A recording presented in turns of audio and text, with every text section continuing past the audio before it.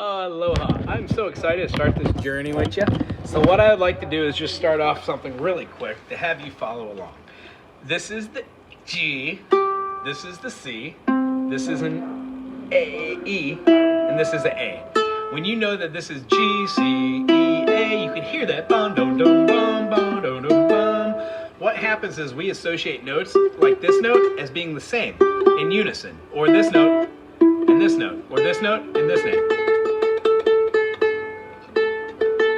It's a great way to fine tune. So what I do is I show you a couple different ways to get a little bit more rhythmically enhanced by not even seeing what is taking place. What happens is I use the first finger and get rid of the thumb for our right hand. So from this point on, you can sink your thumb here, you can put it on top of the fretboard right here, you can even put it on top of another string when you're playing the string below it.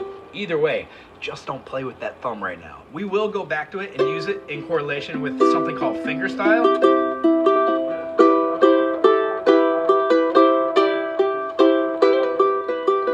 How it rotates, but for right now we're just going to be plucking these. You can do a pull up or a pull across. You never really want to do a pull down, but you can.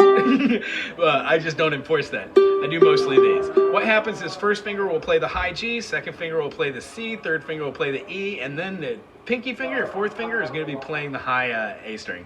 Long story short, if you can do that, we'll be fixing all of those with ding pinches, pinches, pinches, pinches, pinches, pinches, pinches, pinches, pinches, pinches, which will turn into fingerstyle. But for us today, lesson one is going to be first finger on the right hand, first finger on the left hand. We're going to be playing a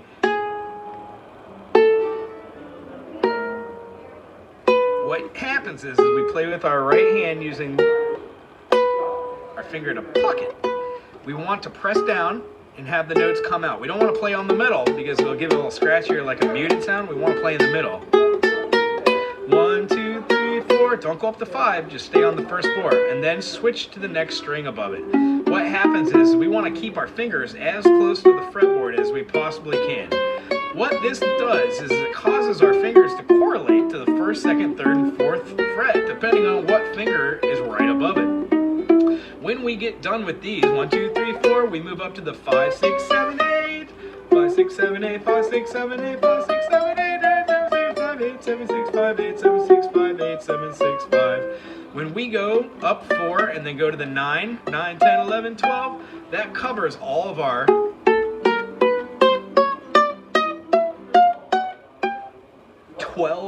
minor second movements. Now remember, a minor second is a half step. It means you go from a 1 fret to another fret. A minor second plus a minor second equals a major second. A minor second plus a minor second plus a minor second equals a minor third. A minor second plus a minor second plus a minor second plus a minor second equals a major fourth. So what happens is we go through all these as having unison, minor second, major second, minor third, major third, major fourth, flat 5, major 5th, 6th, sharp 6th, flat 7, 7,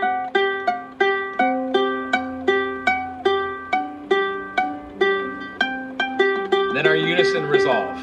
What happens when we go through all these 12 minor second movements? We correlate to having a half-step diatonic chromatic scale, which means has half steps in between it. So what I do is show you how to do these spider exercises to get comfortable with playing these half steps, because the half steps in a major scale, do, re, mi,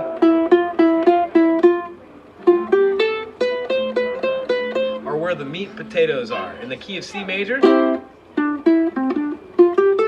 when I solo, I generally play on the 3 and 4 and the 7 and 8.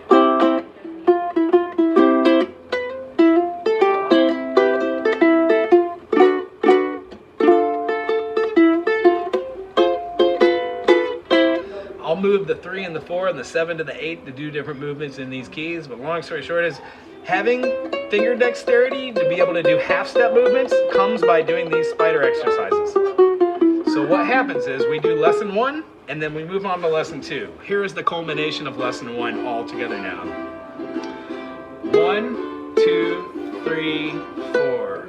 2, 2, 3, 4. 3, 2, 3, 4. 4, 2, 3, 4. You can go all the way up and then go back down. Some schools of thought are to hit the note twice. Some schools of thought are just to go all the way up and then go back down. I prefer the former rather than the latter. I like that.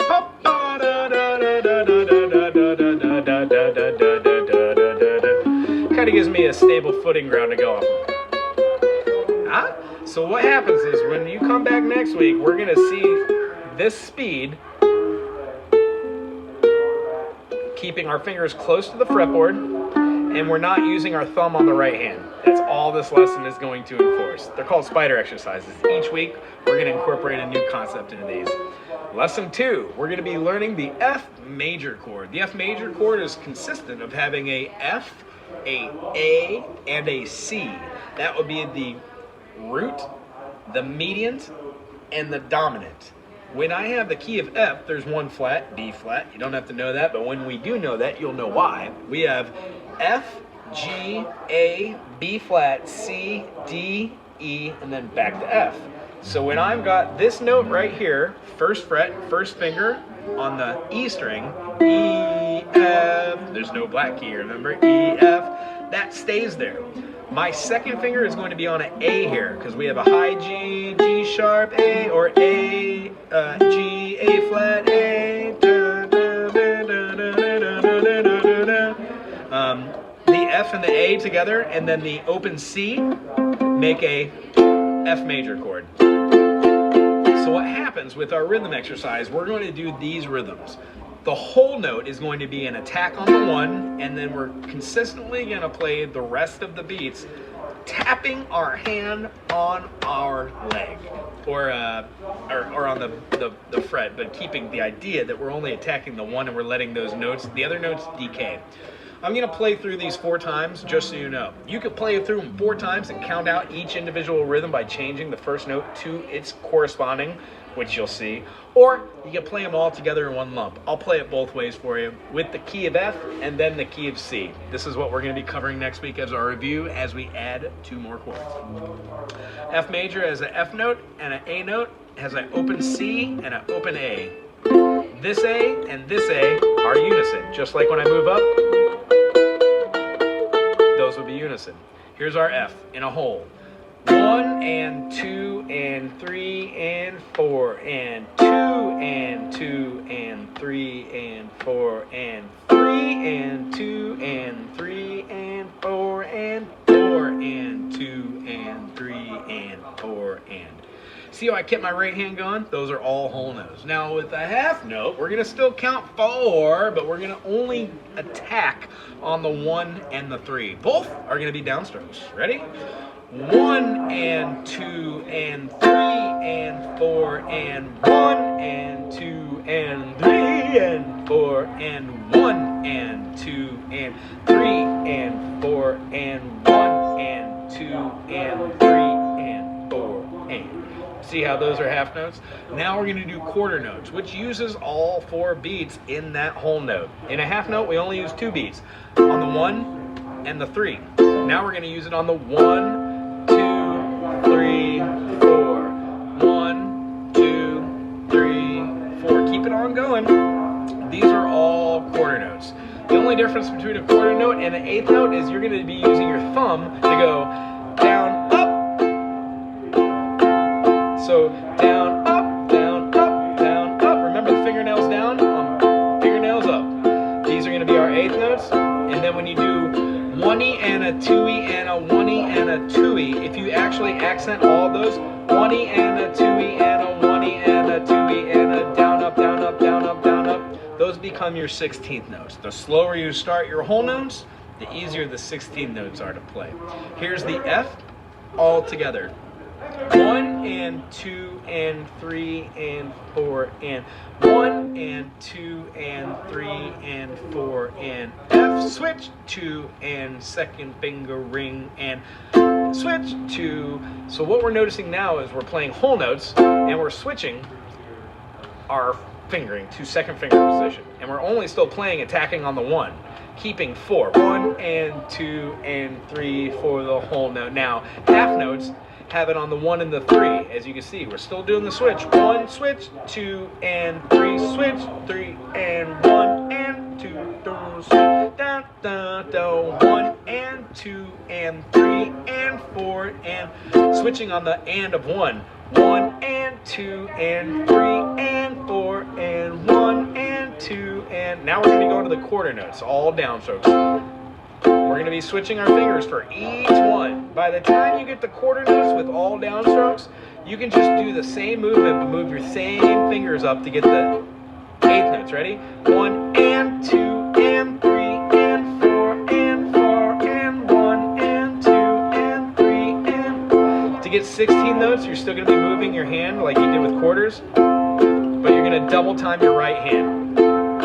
1 E and a 2 E and a 3 E and a 4 E and a 1 E and a 2 E and a 3 E and a 4 E and a. So what happens is when you do it slow for the quarters, the 16 notes aren't as fast. If you start your quarters with 1 2 3 4 1 2 3 1 2 3 4 1 E and a 2 E and a 1 E and a 2 E and a, those 16 notes become extremely fast. All right, so here's the C major. Sorry, those were quarter notes. 1 and 2 and 3 and 4 and 1 and 2 and 3 and 4 and quarter, quarter, quarter, quarter, eighth, eighth, eighth, eighth, 16, 16, 16, 16. I hope this makes sense. If you have any questions about it, please put it in the comment section. Lesson 1, spider exercises. Go at your own pace, but it should be at least at like 50 beats per second. 1, 2, 3, 4, something like that, and then you're moving your strings about 50 for your coordination there with the chords. All right, if we gathered 10% of what we went through today, we're going to be in great hands. The idea is our major goes to a minor, and then to a minor, and then to a major, and then to a major, and then to a minor, and then to a diminished, back to a major. Those 7 chords, 3 are majors, 3 are minors, and 1's a diminished, and I cannot wait to explore the world of intervals with you. I'm looking forward to seeing you next week. Till then, hello.